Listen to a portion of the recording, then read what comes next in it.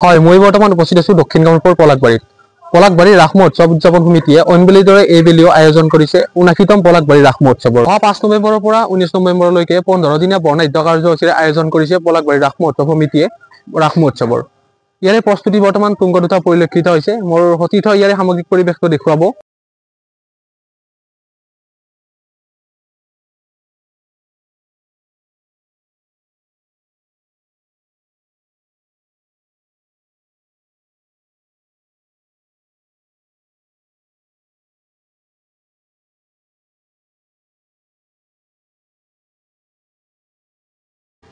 ৰাস মহোৎসৱৰ প্ৰস্তুতি কেনেকুৱা চলিছে? প্ৰথমতে আপোনালোকক এডি নিউজ লাইভক আমি ধন্যবাদ জনাইছোঁ যে আপোনালোকে পলাকবাৰী ৰাস মহোৎসৱৰ প্ৰস্তুতি সম্পৰ্কে ৰাইজক অৱগত কৰাৰ যিটো প্ৰচেষ্টা হাতত লৈছে তাৰ বাবে অশেষ ধন্যবাদ। ৰাস মহোৎসৱৰ প্ৰস্তুতি আমাৰ প্ৰায় ৮০% কাম সম্পূৰ্ণ হৈছে আৰু আগন্তুক দুদিনৰ ভিতৰত আমি সম্পূৰ্ণ কৰিবলৈ আমি চেষ্টা চলাই আছোঁ। সম্পূৰ্ণ হ'ব বুলি আমি আশা ৰাখিছোঁ। এইবেলি পলাকবাৰী ৰাস মহোৎসৱৰ ব্যতিক্ৰম থাকিব নেকি কিবা? ব্যতিক্ৰম বুলি ক'বলৈ গ'লে এইবাৰ যিহেতুকে আমাৰ হিয়াৰ আমঠু জুবিন গাৰ্গ আমাৰ মাজৰ পৰা হেৰাই গ'ল, আমি গোটেই অসমৰ শোকত নিয়মান হৈ আছোঁ। তেখেতৰ স্মৃতিত আমি এইবাৰ আমাৰ ৰাস মহোৎসৱৰ মুখ্য তৰণ হয়, সেই মুখ্য তৰণটো আমি তেওঁৰ নামত উৎসৰ্গা কৰিম। লগতে আমি আধ্যাত্মিকতাৰ ওপৰত বেছ কৰি আমি প্ৰতি বছৰে আমি মুখ্য তৰণটা সজাই আহিছিলোঁ। সেইবুলি অলপ ব্যতিক্ৰম কৰি আমি অসমৰে এটা সম্পদ ৰংঘৰৰ আৰ্হিত আমি এইবাৰ প্ৰস্তুত কৰিছোঁ মুখ্য তৰণটি। সেইটো এটা ব্যতিক্ৰমী হ'ব। ইয়াৰ উপৰি আমি শ্ৰদ্ধাৰ শিল্পীগৰাকীৰ এটা প্ৰতিমূৰ্তি আমি স্থাপন কৰিছোঁ। প্ৰায় ২০ ফুট উচ্চতাৰ আমি এটা প্ৰতিমূৰ্তি স্থাপন কৰিছোঁ। সমগ্ৰ অসমৰ যিসকল ভক্তবান ৰাইজ পলাকবাৰী ৰাস মহোৎসৱত আহিব, আটাইৰে বাবে আমি সেই প্ৰতিমূৰ্তিৰ ওচৰত আমি শ্ৰদ্ধাঞ্জলিৰ ব্যৱস্থা ৰাখিছোঁ।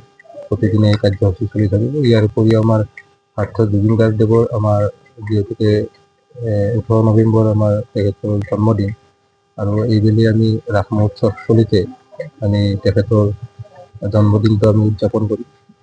এই ১৮ নৱেম্বৰৰ গোটেই সাংস্কৃতিক কাৰ্যসূচী দিনাখন জুবিন গাৰ্গৰ নামতে আমি উৎসৰ্গা কৰিম। ইয়াৰ উপৰি তেখেতৰ লাইভ প্ৰগ্ৰেম, ষ্টেজ প্ৰগ্ৰেমৰ এটা আৰ্হি আমি ষ্টলত দিবৰ এটা ব্যৱস্থা ৰাখিছোঁ এইবাৰ। সেইটো খুব আকৰ্ষণীয় হ'ব, ভক্তবান ৰাইজে খুব আদৰ লাভ কৰিব সেইটো। ইয়াৰ উপৰি বাকী যি আমাৰ আনন্দ মেলা বা বাণিজ্য মেলা, এই আটাইবোৰ কাৰ্যসূচী যথাৰীতিভাৱে থাকিব।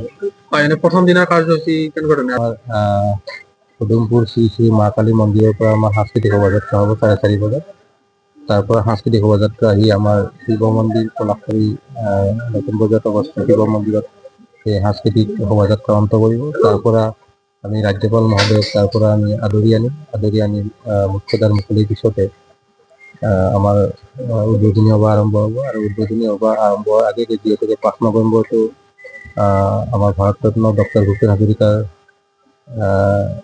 মৃত্যুদিন, তেখেতৰ দিনটো, সেই দিনটোত আমি যিহেতু শতবৰ্ষ পালন কৰি আছোঁ, তেখেতৰ জন্ম শতবৰ্ষ পালন কৰি আছোঁ। উদ্বোধনী সভাৰ প্ৰথম কাৰ্যসূচীতে আমি মানুহৰ বাবে গীতেৰে তেখেতক শ্ৰদ্ধাঞ্জলি জ্ঞাপন কৰিবলৈ আমি ব্যৱস্থা ৰাখিছোঁ।